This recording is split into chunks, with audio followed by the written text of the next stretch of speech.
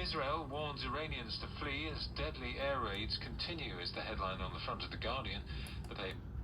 Hi everybody, another video about BBC Radio 4 on 198 kilohertz. So I was actually just listening to the midnight news at home in the shack, and the signal from Droitwich tonight is S9 plus 50 plus. In fact, it looks like it's almost peaking plus 60, so it's almost off the scale on my ELAD FTM Duo R and one of my Wellbrook loops. And in fact, to capture all of the modulation, I've got an audio filter bandwidth of 20.5 kilohertz. So the signal from Droitwich in Oxford this morning is absolutely huge.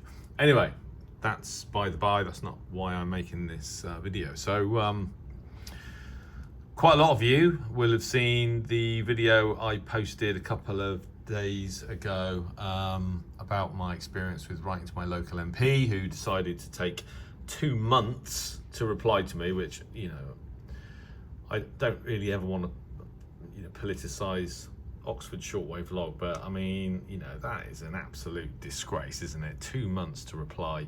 And then when he did reply, it was very kind of, he played it safe, really. He didn't give an opinion one way or the other, so it's kind of pointless. Anyway, so this evening I thought I'm going to actually make a complaint to the BBC about this. So I found their complaints page on their website and wrote a complaint. You have to provide your contact details, you have to verify your email address, and you have to give them your name and address and phone number and what have you. So they don't accept complaints from just anybody. You've got to kind of prove who you are. But I did that, and I typed up a complaint. It was about, I think it was 1,400 characters. I think it's up to 2,000 characters, just with the same arguments, really, that I think in this very volatile world, having a single AM transmission that can be heard across the British Isles, or 99.5% of the British Isles, and well into Europe, now is not the right time to be giving that up. I also made the point that the poor souls in Ukraine,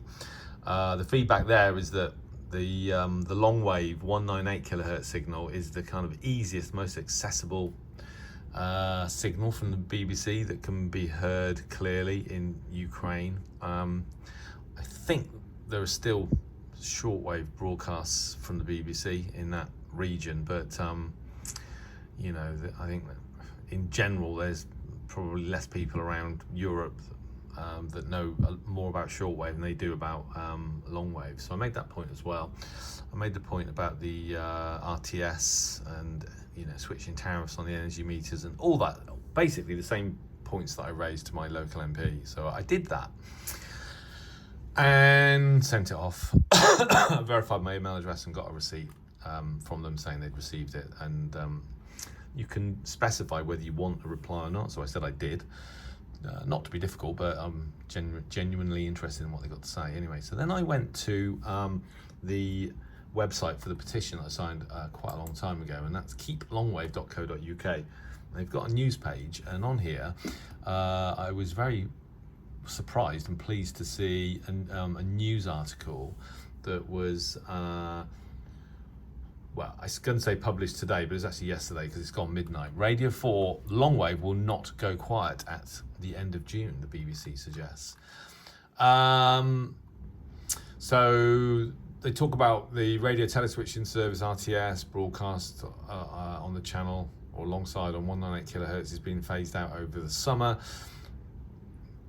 Despite that, Radio 4 Longwave will continue to broadcast until an impact review has been carried out. Everybody had assumed that both services would end simultaneously on the 30th of this month. So that's great news. I think over 5,000 people signed the petition, the Keep Longwave petition. I did as well. We don't know whether the BBC had always intended to carry out this impact assessment before shutting down the signal on Longwave, or whether it was because there has been some pressure, unexpected perhaps, from the general public, and they've decided to take a change tack.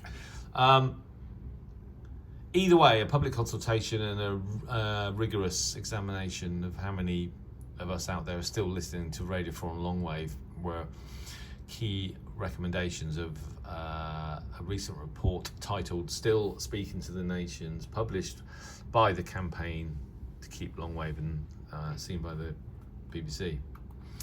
So the BBC had previously assumed that listenership is low on Longwave and that a few people would be affected by the switch off. So, you know, I made the point about lack of coverage for FM and DAB in sort of rural and remote areas, and also international listeners across Europe and sometimes further afield. I also made the point about national security. So we're now speculating that may have caused a change of policy.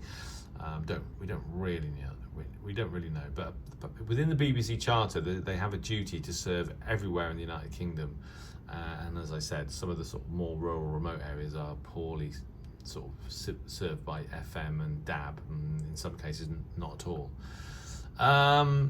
So apparently, the BBC rep stated that we have not made a firm decision as to when we will close the BBC Radio 4 Longwave service.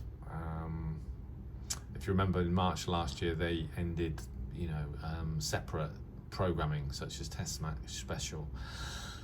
But anyway, the impact assessment will be undertaken later this year. After that, they'll make a final decision on closing Longwave. And apparently, this BBC rep also admitted that he accepted that Radio 4 Longwave is a useful platform, although it doesn't really go into why he said that.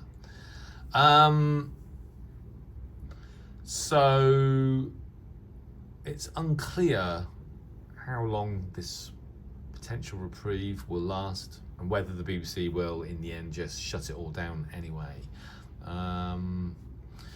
Energy efficiency, resilience of an AM signal, wide reach of Longwave, etc., have all been, lauded by supporters, including myself, and listeners in Ukraine, as I said, have testified to the importance of the only BBC broadcast that reaches the European continent. The European continent, once again, afflicted by war. Listeners may have noticed the power output. The signal from the main Droitwich transmitter has been reduced slightly in recent weeks. Well, I thought I had, but as I said, tonight their signal is literally still touching almost plus 60, so a huge signal tonight.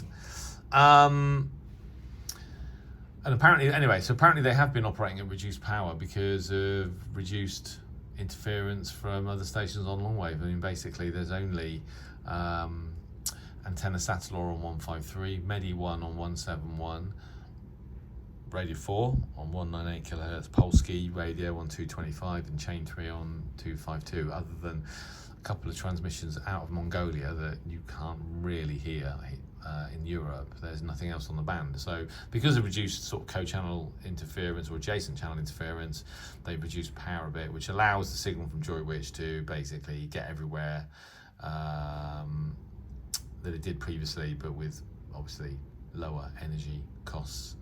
So